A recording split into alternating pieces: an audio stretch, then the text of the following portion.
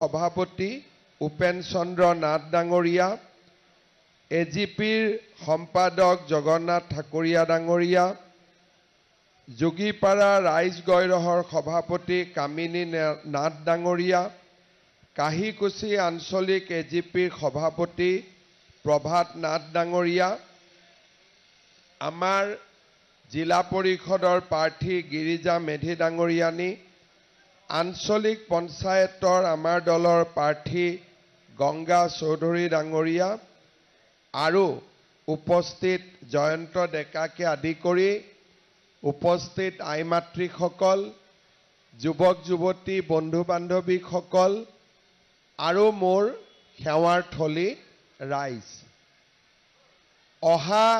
7 তাৰিখে আমাৰ অসমত পঞ্চায়ত ইলেকশ্যনৰ দ্বিতীয় পৰ্যায় অনুষ্ঠিত হ'ব। আমি আগতে পঞ্চায়তৰ ইলেকশ্যনত সদস্য, পঞ্চায়তৰ সভাপতি, আঞ্চলিক পঞ্চায়তৰ সদস্য আৰু জিলা পৰিষদৰ সদস্য 4খন বেলট পেপাৰত আমি ভোট দিব লাগিছিলে। এইবাৰ চৰকাৰে নিয়মৰ পৰিৱৰ্তন কৰিছে আৰু এইবাৰ আমাৰ 3খন বেলট পেপাৰ থাকিব। এখন গাঁও সভাৰ সদস্যৰ কাৰণে, এখন আঞ্চলিক পঞ্চায়তৰ সদস্যৰ কাৰণে আৰু এখন জিলা পৰিষদৰ সদস্যৰ কাৰণে। লোকসভা আৰু বিধানসভাত আমি মেচিনত ভোট দিওঁ, কিন্তু পঞ্চায়ত ইলেকশ্যনত যিহেতু 3খনকৈ বেলট পেপাৰ থাকে, সেইবাবে মেচিনত ইলেকশ্যন পতা সম্ভৱ নহয় আৰু সেইকাৰণে আমি বেলট পেপাৰত পঞ্চায়ত ইলেকশ্যন অনুষ্ঠিত কৰোঁ। গাঁও পঞ্চায়তৰ সভাপতি আমাক লাগিব। যিসকল গাঁও সভাৰ সদস্যা নিৰ্বাচিত হ'ব, তেখেতসকলে পিছত বহি তেওঁলোকৰ মাজৰ পৰা এজন সভাপতি বা সভানেত্ৰী নিৰ্বাচন কৰিব। এতিয়া আগতে নিৰ্বাচনত বিজেপিয়ে হওক, কংগ্ৰেছে হওক, এজিপিয়ে হওক, গাঁও পঞ্চায়তৰ সদস্যটো প্ৰতীক চিহ্ন থাকে, আঞ্চলিকতো প্ৰতীক চিহ্ন থাকে আৰু জিলা পৰিষদতো প্ৰতীক চিহ্ন থাকে। এইবাৰ গাঁও পঞ্চায়তৰ সদস্য পদত প্ৰতীক চিহ্ন নাথাকে। তাৰ মানে যিকোনো ব্যক্তিয়েই গাঁও পঞ্চায়তৰ সদস্য পদত নিৰ্বাচন খেলিব পাৰে। কিন্তু আমি এটা কথা চাব লাগিব যে গাঁও পঞ্চায়তসমূহ কাম কাজৰ কাৰণে অতিকে প্ৰয়োজনীয় আৰু সেইকাৰণে গাঁও সভাৰ সদস্যাক ভোট দিওঁতেও আমি সাৱধান হ'ব লাগিব যাতে আমাৰ ভাল সদস্যা এগৰাকী বা সদস্য এগৰাকী ৰাইজে নিৰ্বাচন কৰিব পাৰে। গাঁও পঞ্চায়তৰ সদস্য পদত বিজেপি এজিপি উঠিছে আৰু কংগ্ৰেছৰ মানুহ উঠিছে আৰু আন কোনোবাও উঠিব পাৰে। বিজেপিৰো 2-3 জনো উঠিব পাৰে। মই আপোনালোকক অনুৰোধ কৰিম, আপোনালোকে যেন যাকেই ভোট নিদিয়ক কিয়, কিন্তু বিজেপিৰ জনকহে ভোট দিব। ঠিক আছে? যি আছে বিজেপিৰ ভিতৰতে ভোট দিব। গাঁও পঞ্চায়ততো আপোনালোকে কংগ্ৰেছক ভোট নিদিব, কাৰণ এটা বস্তাত এটাও যদি পচা আলু সোমাই যায়, গোটেই বস্তাটোকে পচাই দিয়ে, হয়নে নহয়? সেইকাৰণে কংগ্ৰেছক কতো ভোট নিদিব। আমাৰ ভিতৰতে যিগৰাকী ভাল সেইগৰাকীক ভোট দিব। আমাৰ ঘৰৰ ভিতৰতে কামটো সমাধান হৈ যাব বুজি পাইছেনে সকলোৱে ঠিক আছে আঞ্চলিক পঞ্চায়ত আৰু জিলা পৰিষদ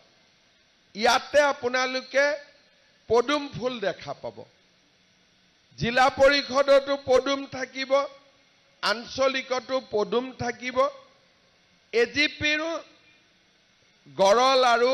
ধাৰাপুৰত এজিপি বা এই ধৰণে আমি ভগাই মিলাই লৈছো কিন্তু আমাৰ কাহিকুছিত দুইটাই পদুম ফুলৰ ছবিতে আমাৰ প্ৰাৰ্থী আছে এটা এজিপি এটা হাতী এটা পদুম ঠিক আছে এতিয়া কৰবাত দুইটাই পদুম কৰবাত এটা হাতী এটা পদুম কিন্তু হাতী মানে পদুম পদুম মানে হাতী হাতী আৰু পদুমৰ মাজত পাৰ্থক্য নাই সেইকাৰণে আপোনালোকে প্ৰথমতে ধুনিয়াকৈ হাতীটোক ভোট দি ল'ব আকৌ দ্বিতীয়খন বেলট পেপাৰ পাব পদুমক ভোট দিব তৃতীয়খনত যি চিন হয় কিন্তু বিজেপিৰ ভিতৰত দিব হ'ব গতিকে আমি এই ধৰণে যদি নিৰ্বাচন খেলো আমি আমাৰ চৰকাৰৰ যিখিনি কামকাজ তাৰ লগত আমি একেলগে আগবাঢ়ি যাব পাৰিম আৰু আমাৰ ভাৰতীয় জনতা পাৰ্টি আৰু এজিপিৰ মিত্ৰ গোষ্ঠীৰ চৰকাৰকো আমি শক্তিশালী কৰিব পাৰিম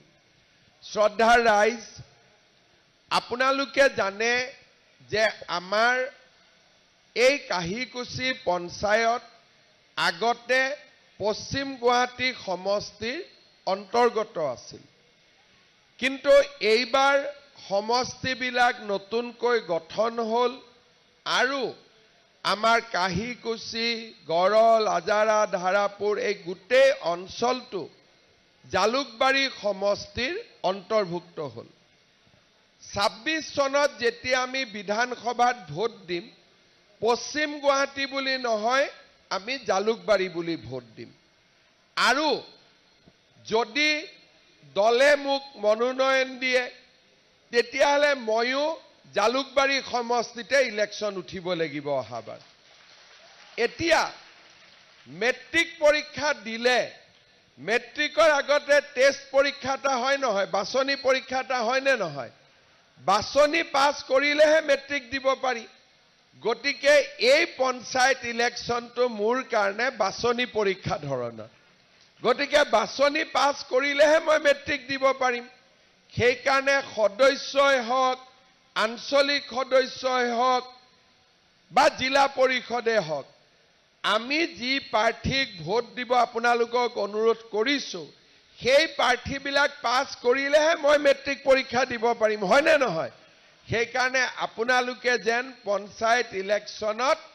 এজিপিক আঞ্চলিকত আৰু বিজেপিক জিলা পৰিষদ ভোট দিয়ে দিবনে সবে দিবতো একদম সকলোৱে যাতে সুন্দৰ কৰি আমাৰ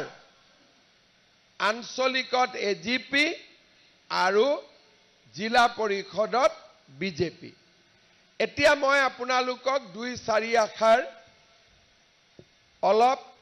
চৰকাৰে কি কৰি আছে কেনেকে আগলৈ কি কৰিব খুজিছে তাৰ বিষয়ে আপোনালোকক মই অকনমান বুজাই দিব খুজিছো শ্ৰদ্ধাৰ ৰাইজ আমি অসমত বিজেপি 2016 চনৰ পৰা চৰকাৰ হ'ল 16ৰ পৰা 21ৰ পৰা আমি এতিয়া 25 চন আমাৰ 9 বছৰ হ'ল এই 9 বছৰৰ মাজত কোভিডো আহিলে 2-2.5 বছৰ কোভিডৰ লগতে সময়টো পাৰ হৈ গ'ল ভ্যাকচিন অক্সিজেন চিকিৎসা ঔষধ হস্পিটাল এনেকে পাৰ হৈ গ'ল কাম কৰাৰ আমি সুযোগ পালো 21 চনৰ পৰা 4 বছৰ 1 বছৰ আৰু আছে আগতে আমাৰ অসমত কোনে চৰকাৰ চলাইছিল কংগ্ৰেছ দলে চৰকাৰ চলাইছিল 15 বছৰটো একেলগে চলালে আৰু তাৰ আগতেও চৰকাৰ কংগ্ৰেছৰে আছিলে এজিপিক বাদ দি 1979 চনৰ পৰা আজি 1920 চন এক প্ৰকাৰ ক'ব গ'লে 70ৰ পৰা 80 10 80ৰ পৰা 90 10 90ৰ পৰা 100 100 110 120 40 বছৰ 40 বছৰ যিসকলৰ বয়স 55 হৈছে 40 হৈছে 35 হৈছে 60 হৈছে 65 হৈছে তেওঁলোকে এটা মনত হিসাব কৰিব পাৰে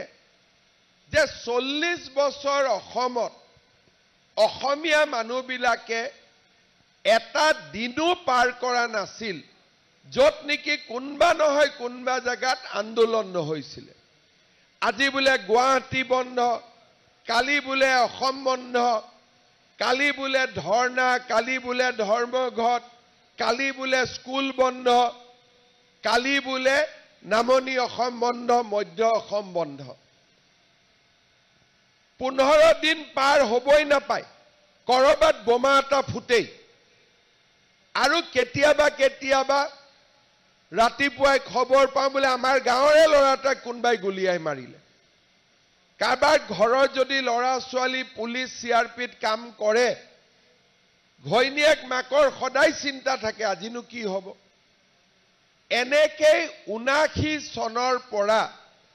অসমীয়া মানুহবিলাক 2020 চনলৈ আমি ৰাতিপুৱা সদায় বাতৰি কাকতত বেয়া খবৰবিলাক পঢ়ি আমি ডাঙৰ হৈছিলোঁ 21 চনত মই মুখ্যমন্ত্ৰী হলো যোৱা 4 বছৰ আপোনালোকে কৰবাত বোমা বিস্ফোৰণৰ বাতৰি পঢ়িছে নেকি যোৱা 4 বছৰ বোম নাই গুলি বাৰুদ নাই আন্দোলন নাই বড়ো আন্দোলন নাই কাৰ্বি আন্দোলন নাই জনজাতি অজনজাতি কাজিয়া নাই গোষ্ঠীগত সংঘৰ্ষ নাই অসমীয়া বঙালী অসমীয়া বিহাৰী